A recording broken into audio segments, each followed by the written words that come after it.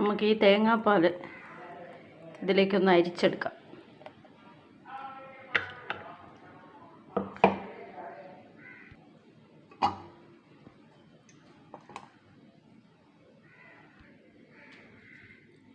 നമ്മൾ ഉണ്ടാക്കാൻ പോകുന്ന ഓലനാണ് കേട്ടോ. ഞാനതാ പയറ് വേവിച്ച് വെച്ച പയറ്, കുമ്പളങ്ങയും വേവിച്ച് വെച്ചതാണ്. 2 കാന്താരി ഇട്ടിട്ടുണ്ട് അതിൽ. നമുക്ക് പയർ അങ്ങോട്ട് ഇട്ട് കൊടുക്കാം. പയർ വേവിക്കുന്ന വെള്ളം കളയണം. അത് നമ്മൾ ഇതിലിട്ടാൽ ഓലൻ കറുത്തിരിക്കും. ഓലൻ വെളുത്ത് തന്നെ ഇരിക്കണമല്ലോ. അതുകൊണ്ട് കഴുകി ആ വെള്ളം അങ്ങ് ഊറ്റിക്കളഞ്ഞിട്ട് നമുക്കിടാം.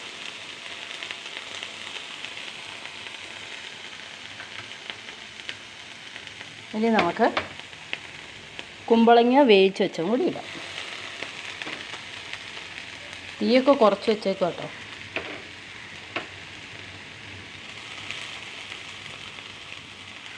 ഓലൻ്റെ പണി പെട്ടെന്ന് കഴിയും.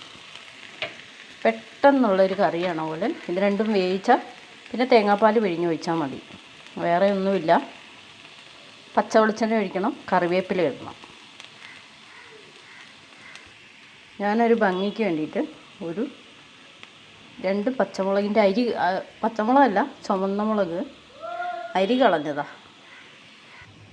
നമ്മൾ ഇത് രണ്ടും വേവിച്ചപ്പോൾ ഉപ്പ് ഇട്ടിട്ടുണ്ടായിരുന്നു. അപ്പോൾ നമ്മൾ കുറച്ച് ഉപ്പ് ഇട്ടാൽ മതി.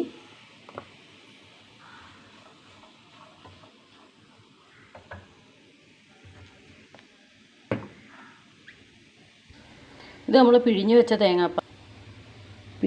തേങ്ങാപ്പാൽ നമുക്കിതിലേക്ക് ഒഴിക്കാം.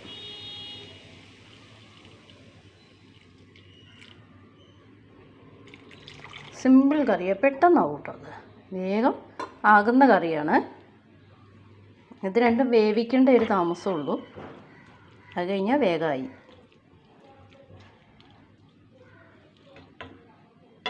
ഇതൊന്ന് മെല്ലെ ചൂടാവണം.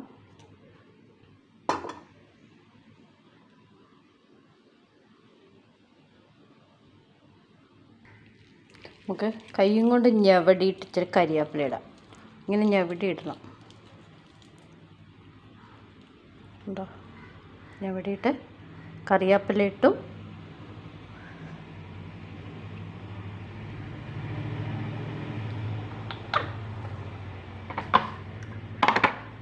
നമുക്ക് കുറച്ച് വെളിച്ചെണ്ണ ഒഴിക്കാം.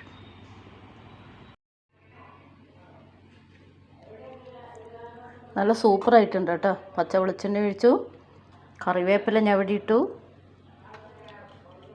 ഓലൻ റെഡി. എല്ലാവരും ലൈക്ക് ചെയ്യുക, ഷെയർ ചെയ്യുക, സപ്പോർട്ട് ചെയ്യുക.